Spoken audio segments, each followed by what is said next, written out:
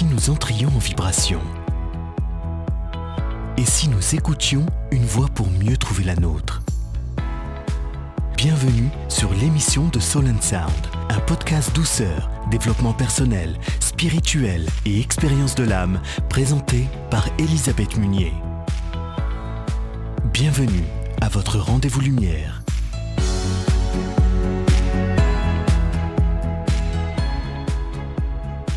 Bonjour à tous, bienvenue pour cet oracle de la semaine du 7 septembre. Pour cette semaine, j'ai choisi un oracle décontracté. Je me suis dit que pour la rentrée, ça nous ferait peut-être du bien.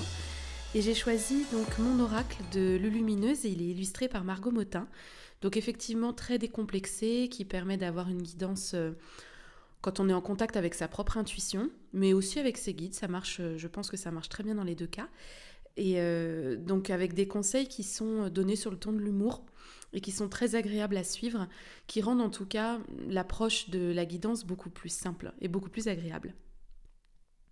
Alors pour la première carte qui est sortie cette semaine, c'est la carte de la Zen Attitude. Je pense que si vous suivez les oracles hebdomadaires, vous ne devez pas être surpris par cette carte. En tout cas, moi, je ne l'ai pas été.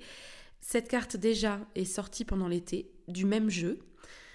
Pourtant, je vous assure, comme à chaque fois que je mélange bien les cartes, que je ne m'attache pas à prendre les mêmes cartes, je me laisse complètement guider et je mélange bien. Eh bien, c'est à nouveau cette carte qui est sortie. Elle était sortie en juillet.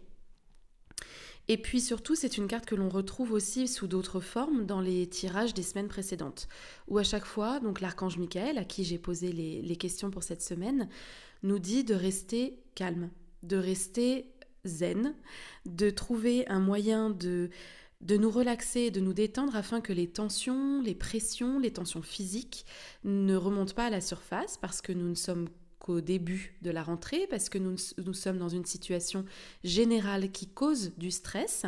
Donc Michael nous dit pratiquez quelque chose ou faites en sorte de rester tranquille intérieurement, ne laissez pas monter les pressions, ne laissez pas monter les tensions. Alors ça peut être plus facile à dire qu'à faire, vous allez me dire, ça dépend. Ça dépend de ce que vous connaissez de vous-même.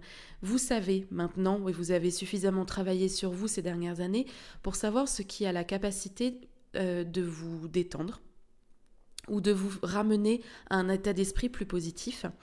Donc ça peut être une pratique sportive, ça peut être une pratique de détente et de méditation, mais ça peut aussi être, selon les personnes, ça peut être ranger chez soi, prendre un temps pour soi tout seul, aller faire un tour dans les magasins, aller se faire masser, passer du temps en famille. Chacun a sa manière en fait de se ressourcer.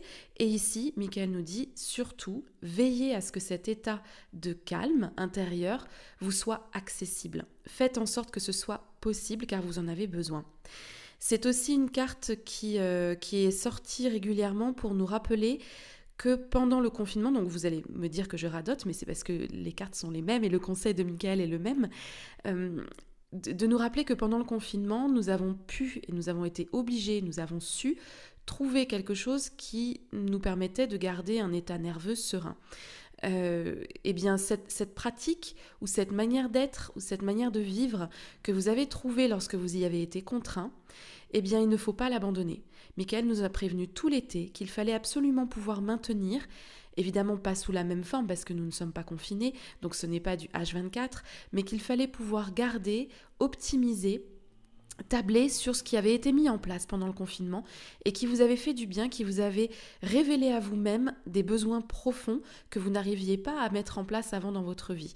Donc si vous aviez trouvé une routine, une activité, n'importe quoi en fait, quelque chose qui vous a fait du bien et qui vous a fait vous dire « Ah ça j'en ai besoin dans ma vie », eh bien c'est maintenant qu'il faut le mettre en application. C'est au moment où il y en a encore le plus besoin. Donc voilà pour cette première carte. Elle ressort encore, et si Michael se permet de nous redonner le même conseil, déjà ça veut dire qu'il faut maintenir les efforts pour les personnes qui le font, et pour les personnes qui n'ont pas encore mis en place ce conseil que Michael nous donne depuis plusieurs semaines, eh bien c'est un rappel. Ça veut dire que ce n'est pas trop tard, mais qu'il faut vous lancer. La deuxième carte qui est sortie, c'est une carte qui s'appelle « Réaction en bonne et due forme ». Pour moi, elle rejoint la première. Ici, il s'agit de la gestion des émotions. Donc selon votre cas, selon la rentrée que vous vivez, selon l'état d'esprit dans lequel vous êtes en ce début septembre, avec cette reprise et cette énergie de reprise, on n'est pas tous concernés, mais l'énergie de reprise, elle, est bien présente et puis surtout, on en parle partout. Eh bien peut-être que vous avez au milieu de tout ça un peu de mal à gérer certaines émotions, de tout ordre. Ça peut être un peu d'hyper-émotivité, qui est liée notamment à...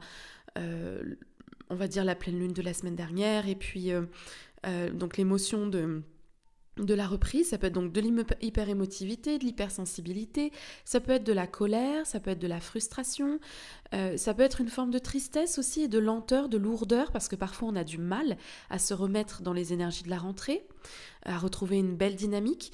En tout cas, cette carte vous dit, quelles que soient vos émotions, elles vous font peut-être réagir un petit peu trop rapidement, elles vous font peut-être un peu trop surréagir.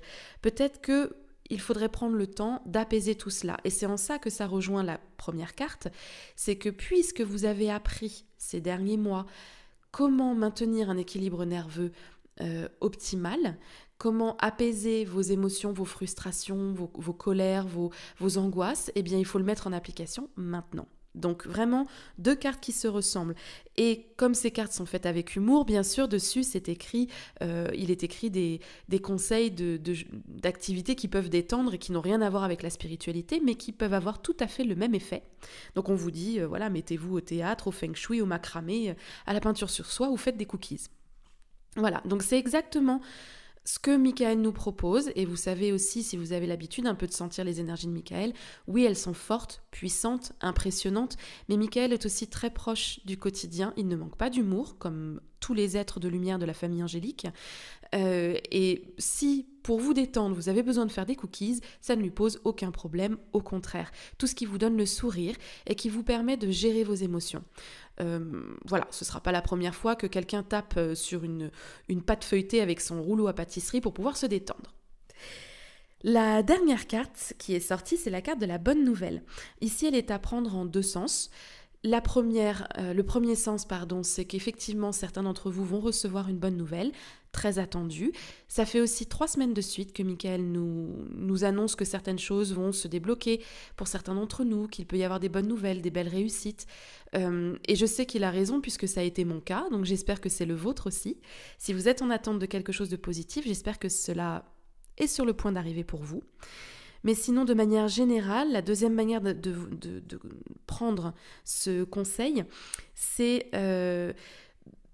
quelles que soient les nouvelles qui vous arrivent, quelles que soient les nouvelles qui vous soient apportées directement par quelqu'un, donc ça peut être quelqu'un qui vous parle mal dans la communication, quelqu'un qui vous demande quelque chose que vous n'avez pas envie de faire, quelqu'un qui vous annonce quelque chose de négatif, quelqu'un qui vous tape sur les nerfs aussi, ou bien une situation. On vous demande, en tout cas Michael vous demande, d'en voir le positif. Même si cette bonne nouvelle ne paraît pas forcément géniale sur le moment, sachez qu'il y a toujours une autre manière de percevoir les choses. Une porte qui se ferme, c'est une fenêtre qui s'ouvre. Vous connaissez très bien cet adage. Et bien ici, c'est ce qui s'applique.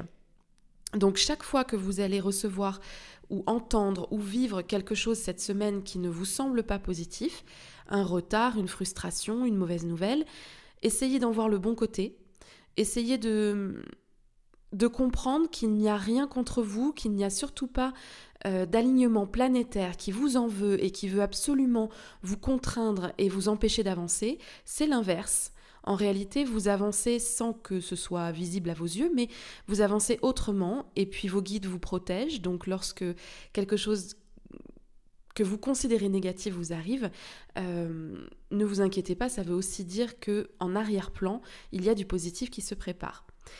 Maintenant, si c'est votre cas, que vous recevez vraiment une nouvelle négative, et ça arrive malheureusement, ça peut être vraiment l'annonce de quelque chose de très difficile, eh bien, gardez dans votre cœur la lumière, faites venir la lumière, demandez à vos guides d'être avec vous, de vous apaiser, de vous aider à encaisser la nouvelle, à la prendre du mieux possible et demandez-leur de vous accompagner dans votre chagrin, votre colère ou votre désarroi, parce que cela va complètement éclairer la situation et vous verrez que vous en ressortirez déjà beaucoup plus rapidement, mais surtout beaucoup plus brillamment. Voilà, je vous souhaite une excellente semaine, surtout restez zen dans cette période de rentrée, quoi qu'il arrive. Mettez en place les conseils de Michael pour que votre équilibre nerveux reste à son meilleur potentiel. Et je vous dis à bientôt pour un autre podcast. Bye bye!